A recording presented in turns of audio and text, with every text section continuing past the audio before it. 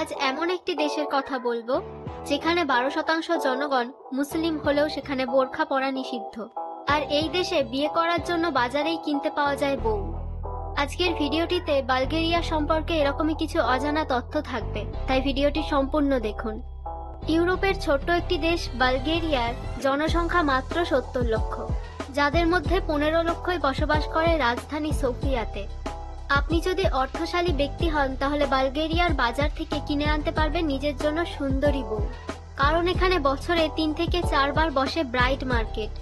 এই বাজারে কোনো তরুণী যদি একে অপরকে পছন্দ করে থাকে তাহলে পরিবারের মধ্যে শুরু হয় আর্থিক লেনদেন। এইসব কনেদের মূল্য হয়ে থাকে আনুমানিক 2.5 লক্ষ টাকা থেকে 5 লক্ষ টাকা পর্যন্ত।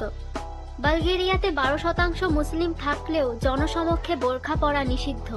পার্লামেন্টেও এটি বিপুল জনসমর্থন পেয়েছিল।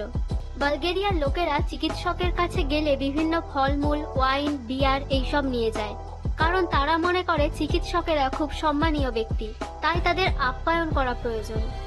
আমাদের দেশে শোনা যায় কথার মাঝে হাঁচি দিলে নাকি সেটা অমঙ্গল, কিন্তু বালগেরিয়ার লোকজনের কাছে বর্ষবরণের দিন হাঁচি দেওয়াটা খুব মঙ্গলজনক ব্যাপার।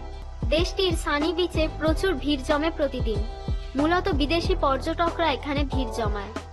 বালগেরিয়ার লোকেদের একটি খাবার ছাড়া এক বেলাও চলে না, তা হলো দই।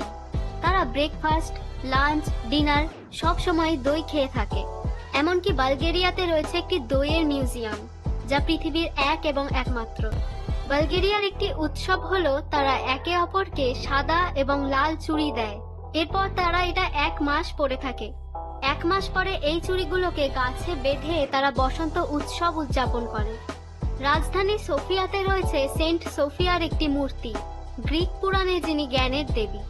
বন্ধুরা, বালগেরিয়া দেশটি সম্পর্কে জেনে কেমন লাগলো তা আমাদেরকে কমেন্ট করে জানাতে ভুলবেন না।